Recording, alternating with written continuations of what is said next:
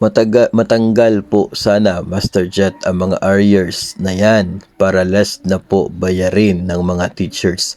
Paano po nagkaka-arrears? So, loans man yan or premiums, mayroong arrears sa GSIS, no? Ito ay kapag kulang yung remittance o kaya ay walang naging remittance. Isa din ay yung delay ang remittance. Pero walang problema yung delay kasi magre-reflect siya as arrears during time na delay siya. Tapos kapag nag-remit na ay mawawala naman siya. Kaya lamang magkaka-interest po yung arrears na dulot ng delay kapag ito ay loan. Yung sa premiums naman po, yung epekto niya ay doon sa period with paid premiums or PPP. No, kasi yun pong PPP na yun, base siya sa actual na premiums na niremit ng agency. No, so kahit po kumpleto yung service mo for the entire year, kung kulang-kulang naman yung remittances na sa premiums, ay hindi equivalent to 1 ang madagdag sa PPP mo. No? So, yun po yung cost ng mga arrears na yan. Tapos, hindi naman po lahat ng arrears ay dapat na matanggal. No? Kasi yung ibang arrears po talaga dyan ay talagang totoo na arrears. No? Kasi nga, yung nire-reflect ng GSIS ay nakadepende sa kung ano po yung natatanggap na remittances coming from the agency. Kapag yung agency ay updated sa pagre-remit, makikita po ninyo yan sa GSIS touch po ninyo. Kapag updated yung agency ninyo pagdating sa remittance, walang arrears na magre-reflect dyan. Kapag tama yung nire-remit, walang arrears na magre-reflect dyan. Pero kung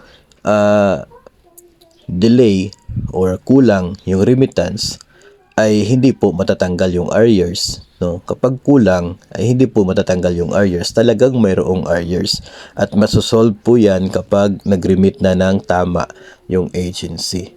No? So, base kasi sa mga naririnig po natin, no? Base po sa mga naririnig natin, yung sa GSIS kasi, pagdating po sa remittance, hindi kasi yan individual person.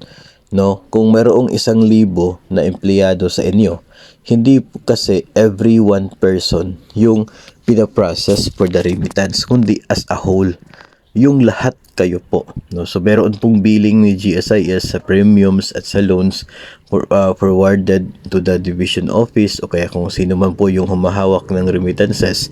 Ito pong ERF nila, ito pong electronic remittance nila, yun po ay coming from GSIS papunta sa inyo pong agency.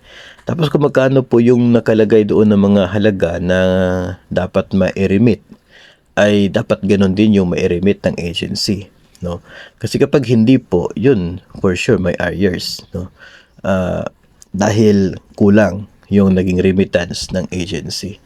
No? So, kapag ganyan kasi ay dapat ma-correct. No? Kaya nga sa ngayon nagkakaroon ng reconciliation yung GSIS and government agencies pagdating po sa premium remittances, just to be sure kung sa bawat buwan ba ng bawat empleyado ay talagang deserve ba yung arrears na yon, talagang may arrears ba o kaya ay nagkamali lang sa computation o kaya ay nagkamali din sa pagdeduct.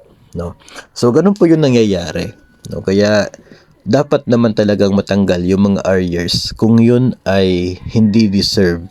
No, yun ay walang basihan na nagre-reflect siya.